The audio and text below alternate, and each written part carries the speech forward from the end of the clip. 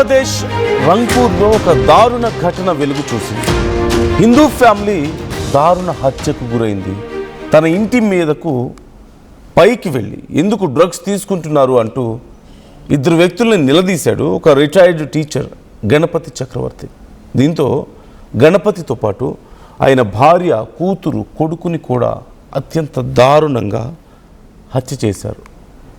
ఆ తర్వాత వాళ్ళని హత్య చేసిన తర్వాత అక్కడి నుంచి పారిపోలేదు. వాళ్ళు అక్కడే ఉండి సుమారుగా ఒక 6 గంటల పాటు అదే ఇంట్లో ఉన్నారు.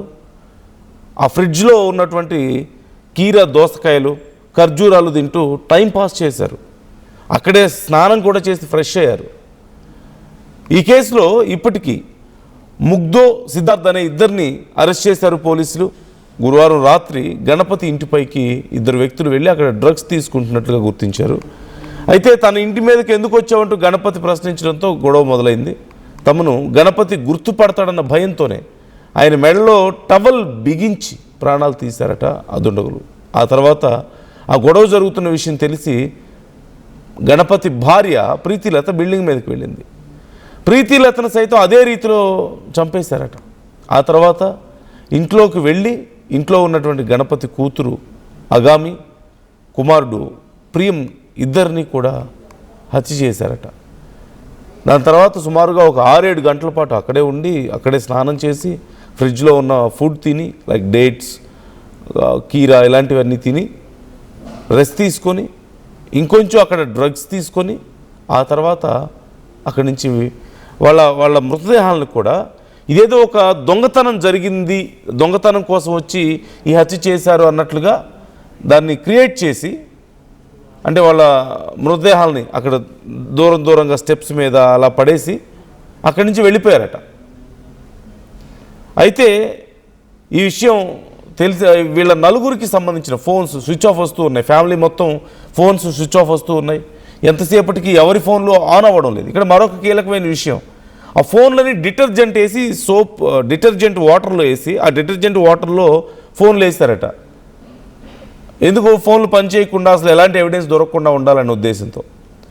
ఎంతసేపటికి వాళ్ళ ఫోన్లు ఆన్ అవ్వట్లేదు, స్విచ్ ఆఫ్ వస్తూ ఉన్నాయి. ఎంతమంది కాల్ చేసినా డౌట్ వచ్చి పోలీసులకు కాల్ చేస్తే పోలీసులు వచ్చి చూసేసరికి అక్కడ అంత దారుణం కనిపించింది. సో ఈ అంశానికి సంబంధించి ఇప్పటికీ ఆ ఇద్దరిని కూడా అదుపులోకి తీసుకున్నట్టుగా తెలుస్తుంది. ఈ ఘోరానికి సంబంధించి ఇప్పుడు మొత్తం హిందూ సమాజం అంతా కూడా ఒక్కసారిగా ఉలిక్కి పడింది. అయితే ఇక్కడ మొదట్లో ఇదేమైనా హిందువుల మీద కక్షపూరితంగా చేసిన పని అని చెప్పి అనుకున్నారు. ఆ తర్వాత ఇది డ్రగ్స్కి బానిసలైనటువంటి ఒక ఇద్దరు యువకులు చేసినటువంటి పని. అదిగో అక్కడ మీకు కనిపిస్తున్నారు కదా, దే ఆర్ వెరీ యంగ్. వాళ్ళు చేసిన పని అంటూ గుర్తించారు. వాళ్ళ ఏజ్ కూడా Mugdha age 19 years, Siddharth Das age 23 years. ఒకరు 19 years అంటే జస్ట్ మేజర్ అయ్యారు, ఇంకొకరు 23 years ఎర్లీ 20sలోనే ఉన్నారు. అంత చిన్న వయసులో వాళ్ళు కుటుంబం మొత్తాన్ని నలుగురిని దారుణంగా హత్య చేసి అంత ధైర్యంగా అక్కడే ఉండి టైంపాస్ చేసి స్నానాలు చేసి వాళ్ళ ఇంట్లోనే ఫ్రెష్ అయ్యి తినేసి ఇంకా డ్రగ్స్ సేవించి అక్కడి నుంచి అది కూడా మళ్ళీ ఒక దొంగతనంలాగా క్రియేట్ చేసే ప్రయత్నం చేసి అక్కడి నుంచి వెళ్ళిపోయారట. మనం చూస్తున్నాం ఇప్పటికే ఒక స్కూల్లో పనిచేసి రిటైర్డ్ అయ్యారు. అక్కడ ప్రాణాలు కోల్పోయినటువంటి గణపతి చక్రవర్తి రిటైర్డ్ టీచర్. ఈ నేపథ్యంలో విద్యార్థులందరూ రోడ్ల మీదకి వచ్చి అక్కడ ఆందోళన వ్యక్తం చేస్తున్నారు. ఆ కుటుంబానికి న్యాయం చేయాలి, వాళ్ళని కఠినంగా శిక్షించాలి అంటూ వాళ్ళు డిమాండ్ చేయడం మనకు కనిపిస్తుంది. హిందూ సంఘాలు కూడా ఈ విషయంలో చాలా తీవ్రమైనటువంటి ఆందోళన వ్యక్తం చేస్తున్నాయి. మరోవైపు బంగ్లాదేశ్లో ఉన్నటువంటి ఈ డ్రగ్ కల్చర్కి సంబంధించి కూడా మరొకసారి చర్చ జరుగుతుంది. సో ఈ అంశాన్ని మరింత క్లియర్గా నేను మీకు చెప్పే ప్రయత్నం చేస్తాను. ఒకసారి అసలు ఏం జరిగింది, ఎలా జరిగింది అనేది మరింత క్లియర్గా ఒకసారి మనం చూస్తే, బంగ్లాదేశ్లో రంగ్పూర్ నగరంలో మచువాపారా దాస్పారా అనేటువంటి ప్రాంతం, అక్కడ ఒక రిటైర్డ్ టీచర్ ఫ్యామిలీ ఉంటున్నారు. గణపతి చక్రవర్తి ఆయన పేరు, 65 years old. ఆయన భార్య ప్రీతిలత 50 years old, ఆయన కుమార్తె అగామి, కుమారుడు ప్రియం, వీళ్ళందరూ ఒక ఫ్యామిలీ. అదిగో మీకు స్క్రీన్లో కనిపిస్తున్నారు. కుమారుడు చాలా చిన్న పిల్లవాడు, ఆయన కుమార్తె కూడా షీ వెరీ యంగ్. అయితే వాళ్ళందరూ ఆవిడ ఉంటున్న సమయంలో ఎవరో ఒక ఇద్దరు యువకులు ఇంటి పైకప్పు మీద కనిపించారట. ఆయనకి కనిపిస్తే గణపతి చక్రవర్తి పైకి వెళ్ళి ఎవరు మీరు, ఇక్కడ ఎందుకున్నారు అని చెప్పి వాళ్ళని క్వశ్చన్ చేశారు. అదే టైంలో వాళ్ళు డ్రగ్ తీసుకుంటున్నారు. అక్కడ యబా అనేటువంటి ఒక కైండ్ ఆఫ్ డ్రగ్ అవైలబుల్ ఉంది. సో ఆ డ్రగ్ తీసుకుంటున్నారట. అదే ఆయన గుర్తించి మీకు ఎంత ధైర్యం ఉంటే మా ఇంటి మీదకి వస్తారు, ఇక్కడ ఎందుకు వచ్చారు అసలు, ఇక్కడి నుంచి వెళ్ళిపోండి, ఇక్కడ అసలు డ్రగ్స్ తీసుకుంటారా మీరు, నేను కంప్లైంట్ చేస్తాను అని చెప్పి వాళ్ళ మీద సీరియస్ అయ్యాడు. సీరియస్ అయితే వెంటనే వాళ్ళిద్దరూ ముగ్ధదాస్ అలాగే సిద్ధార్థ్, వీళ్ళిద్దరూ ఈయన మనల్ని గుర్తుపట్టేశాడు, మనం డ్రగ్స్ తీసుకుంటున్న విషయం కూడా చూశాడు కాబట్టి బయట చెప్తాడేమో అని భయపడి అతని మీద కోపంతో అటాక్ చేశారు. అతని మెడలో ఒక టవల్ గట్టిగా బిగించి అతనికి ఊపిరాడకుండా చేసి అక్కడే అతని ప్రాణాలు తీశారు. పైన ఏదో అలికిడైనట్లుంది ఇంటి మీద అని చెప్పేసి డౌట్ వచ్చి అక్కడికి ఆయన భార్య కూడా వెళ్ళారు, ప్రీతిలత. తను కూడా వెళ్ళి ఏం జరిగింది అని చూసేలోపు తన భర్తని అలా టవల్తో గొంతు బిగించి ప్రాణాలు తీశారు అనేది చూసి ఒక్కసారిగా షాక్ అయిపోయారు. గట్టిగా అరిచే ప్రయత్నం చేస్తే వెంటనే ఆవిడ మీద కూడా అటాక్ చేసి ఆవిడ గొంతుకు కూడా టవల్ని బిగించి ఆవిడ ప్రాణాలు కూడా తీశారు. ఇక అక్కడి నుంచి వీళ్ళిద్దరిని మనం చంపేశాం, ఇక ఇంట్లో ఇంకెవరు ఉన్నారేమో, వాళ్ళు మళ్ళీ ఏం జరిగింది ఏంటి అనేది గమనిస్తారు అని చెప్పి ఇంట్లోకి వెళ్ళారు. అక్కడ వాళ్ళ డాటర్ అండ్ సన్ కనిపించారు, అగామి అలాగే ప్రియం ఇద్దరు. వాళ్ళ డాటర్ టీనేజ్లో ఉన్నారు, వాళ్ళ సన్ ఇంకా చిన్న పిల్లవాడు పాపం. అదిగో మీకు స్క్రీన్లో చూడండి ఎంత చిన్న పిల్లవాడు. వాళ్ళు కనిపించారు. వెంటనే వాళ్ళ మీద కూడా చాలా దారుణంగా అటాక్ చేసి వాళ్ళిద్దరినీ కూడా చంపేశారు అక్కడే. ఆ తర్వాత జనరల్గా ఆ డ్రగ్ మత్తు వల్ల లేకపోతే తమ విషయం డ్రగ్ తీసుకుంటున్నారని బయటపడుతుందన్న భయం వల్ల ఇలా ఒకవేళ చేసిన తర్వాత జనరల్గా ఎవరైనా ఏమవుతుంది, ఆ డ్రగ్ ఇన్ఫ్లుయెన్స్ తగ్గిన తర్వాత అక్కడి నుంచి పారిపోతారు, లేకపోతే ఆ ఇన్సిడెంట్ తర్వాత అక్కడి నుంచి పారిపోతారు, జనరల్గా భయపడిపోతారు, పారిపోతారు. కానీ వీళ్ళు అలా చేయలేదు. They are very normal. అంత పెద్ద దారుణం చేసి నలుగురిని అత్యంత దారుణంగా హత్య చేసిన తర్వాత కూడా అక్కడే ఆ మృతదేహాల మధ్యలోనే అక్కడే ఉన్నారు. సరదాగా టీవీ పెట్టుకొని సినిమాలు చూశారట, అక్కడే స్నానం చేశారంట, వాళ్ళ ఇంట్లోనే స్నానం చేసి ఆ ఫ్రిడ్జ్లో ఉన్న డేట్స్ కీరా అలాంటివి తిని రిలాక్స్ అయ్యి ఆ తర్వాత మళ్ళీ కొంచెం ఆ డ్రగ్ తీసుకున్నారట. తీసుకొని ఒక 6-7 గంటల సమయం గడిచిపోయింది ఆల్మోస్ట్. అప్పుడు వాళ్ళకి డౌట్ వచ్చింది, మనం ఇక్కడి నుంచి డైరెక్ట్గా వెళ్ళిపోతే ఎలా, మళ్ళీ పోలీసులకు ట్రేసెస్ ఏమైనా దొరుకుతాయేమో అని చెప్పి ఆ ట్రేసెస్ని మాయం చేసే ప్రయత్నం చేసి, అంటే అక్కడ అన్ని క్లీన్ చేసేసి వాటర్ అవన్నీ కూడా ఫ్లోర్ మీద పోసేసి వాళ్ళని కూడా ఇక్కడ ఇలాగే ఉంచితే ఎవరో ఇంటెన్షనల్గా వచ్చి చేశారనేది అర్థమవుతుందని చెప్పి గమనించి ఒక దొంగతనం కనుక జరిగితే ఎలాంటి పరిస్థితి ఉంటుందో అలా అక్కడ క్రియేట్ చేశారట.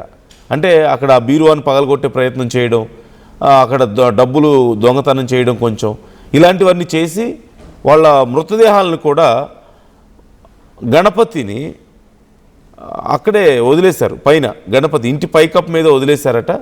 ప్రీతిలత ఆమె కుమార్తె వీళ్ళిద్దరిని మాత్రం మెట్ల మీద పడేశారట. అంటే అక్కడ ఉన్న వాళ్ళని అక్కడే వదిలేస్తే ఏదో ఒక ట్రేసెస్ దొరుకుతాయని చెప్పేసి వాళ్ళ మృతదేహాలని ప్లేస్ మార్చారు. గణపతిని మాత్రం ఇంటి కప్పు మీద వదిలేశారు, కింద స్టెప్స్ మీద దిగే టైంలో ప్రీతిలత కుమార్తె అక్కడ వదిలేశారు. ప్రియంని మాత్రం మంచం కింద దాచేశారట, చిన్న పిల్లవాడిని. ఆ మృతదేహాన్ని దాచేసి వాళ్ళ ఫోన్లన్నీ కూడా సర్ఫ్ వాటర్లో పడేశారు, ఫోన్లు పనిచేయకుండా పడేసి అక్కడి నుంచి మొత్తం ఆ ఇంట్లో ఉన్న వస్తువులన్నీ చెల్లాచెదురు చేసేశారు. ఇంకొంచెం డ్రగ్ మిగిలి ఉంటే అది కూడా వాళ్ళు తీసుకున్నారు. కొంత బంగారం డబ్బులు అవన్నీ తీసుకొని అక్కడి నుంచి వెళ్ళిపోయారు. అంటే వచ్చిన వాళ్ళు ఇక్కడ ఏదో దొంగతనం జరిగింది, దొంగతనం కోసం వచ్చిన వాళ్ళు వీళ్ళని ఇలా చేశారు అని చెప్పేసి కొంత క్రియేట్ చేసే ప్రయత్నం, ఫ్రేమ్ చేసే ప్రయత్నం అక్కడ జరిగింది. అయితే వెంటనే రంగ్పూర్ మెట్రోపాలిటన్ పోలీసులకి కంప్లైంట్ వెళ్ళింది. అప్పటికే పోలీసులకు కంప్లైంట్ వెళ్ళింది. 6-7 గంటల పాటు వాళ్ళకి ఫోన్లు కనెక్ట్ అవ్వడం లేదు, ఎంత ట్రై చేసినా ఏం జరిగిందో తెలియడం లేదు, ఫోన్స్ అన్నీ స్విచ్ ఆఫ్ వస్తూ ఉన్నాయి. అయితే ఈ నేపథ్యంలో కంప్లైంట్ వెళ్ళింది పోలీసులకి, ఫోన్ స్విచ్ ఆఫ్ వస్తుంది, ఏదో జరిగింది ఇక్కడ మొత్తానికి అని చెప్పేసి కంప్లైంట్ వెళ్ళింది. రంగ్పూర్ మెట్రోపాలిటన్ పోలీసులు, డిటెక్టివ్ బ్రాంచ్, అలాగే సిఐడి వీళ్ళందరూ కలిసి ఇప్పుడు దీని మీద దర్యాప్తు చేశారు. ఆ ముగ్ధదాస్, సిద్ధార్థ్ దాస్ ఇద్దరిని కూడా ఇప్పటికీ అదుపులోకి తీసుకున్నారు. వాళ్ళ కోసం వెతికారు, చాలా ఈజీగానే పట్టుకున్నారు. వాళ్ళ దగ్గర నుంచి పూర్తిగా డీటెయిల్స్ అన్నీ తీసుకున్నారంటే ఇప్పటికే వాళ్ళ దగ్గర ఆ బంగారం, డబ్బులు అవన్నీ కూడా కలెక్ట్ చేసుకున్నారు. కలెక్ట్ చేసుకొని ఇప్పుడు వాళ్ళని కోర్టులో కూడా ప్రవేశపెట్టారు. నిన్న 23వ తారీఖున, ఆగస్టు 23న కోర్టులో ప్రవేశపెడితే వాళ్ళు నేరాన్ని అంగీకరించారు. సో ఇప్పటికే వాళ్ళ మీద ప్రొసీడింగ్స్ మొదలైపోయాయి. ఇంత దారుణానికి ఒడిగట్టింది ఒక 19 ఏళ్ళు 23 ఏళ్ల వయసున్న ఇద్దరు యువకులు డ్రగ్స్కి బానిసలై చివరికి 4 ప్రాణాలు తీసి వాళ్ళ జీవితాలను కూడా నాశనం చేసుకున్నారు. ఇప్పుడు మొత్తం బంగ్లాదేశ్ వ్యాప్తంగా ఈ అంశం చాలా పెద్ద చర్చను లేవనెత్తింది. అక్కడ వైలెన్స్కి సంబంధించి, డ్రగ్ కల్చర్కి సంబంధించి ఇలా మీ అభిప్రాయాలు ఏంటి? మొత్తం స్టోరీ విన్న తర్వాత మీకేమనిపిస్తుంది? మొదట్లో ఇది హిందూ కుటుంబాల మీద జరిగిన దాడి అనుకున్నారు, తర్వాత దొంగతనం లాగే ముందు అక్కడ విచారణ మొదలుపెట్టారు. ఆ తర్వాత నెమ్మదిగా కొద్దిగా క్లూస్ అన్ని గ్యాదర్ చేస్తే అసలు విషయం బయటపడింది, ఇది ఇలా జరిగింది మొత్తం స్టోరీ అని చెప్పేసి. సో వ్యూస్, మీ ఒపీనియన్స్ ఎలా ఉన్నాయి ఈ అంశానికి సంబంధించి కామెంట్ చేయండి.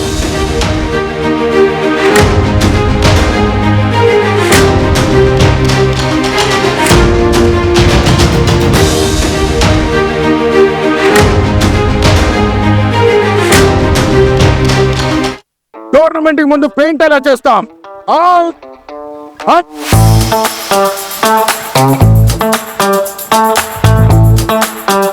ప్లాన్ అయితే చాలా బాగుంది సార్, స్టేడియం పరిస్థితి చూడండి. టోర్నమెంట్ ముందు పెయింట్ ఎలా చేస్తాం? టెక్నో పెయింట్స్ ఉందిగా. Techno paints, township, dam, stadium లేదా మనీళ్ళు, పెయింట్స్ నుంచి పెయింటింగ్ వరకు పూర్తి సొల్యూషన్ కావాలంటే మేమున్నాం. కానీ సార్, టైంకి పూర్తవుతుందా? రోజుకు 23 లక్షల స్క్వేర్ ఫీట్ పెయింటింగ్ చేయగల సామర్థ్యం, 5,000 మంది స్కిల్డ్ లేబర్ టీమ్ మా వెంట ఉంది. 23 లక్షల? అవును, ప్రపంచ స్థాయి రంగులు, అద్భుతమైన షేడ్స్ తో భారతదేశపు అసలైన పెయింట్ మరియు పెయింటింగ్ శక్తిని మేమే. We are techno paints. Techno paints.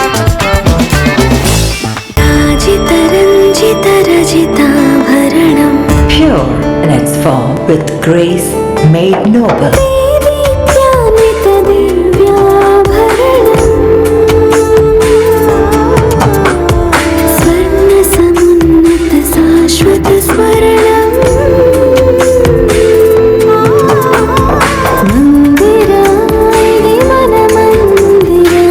Mandira Premium Silver Jewelry by Manipali.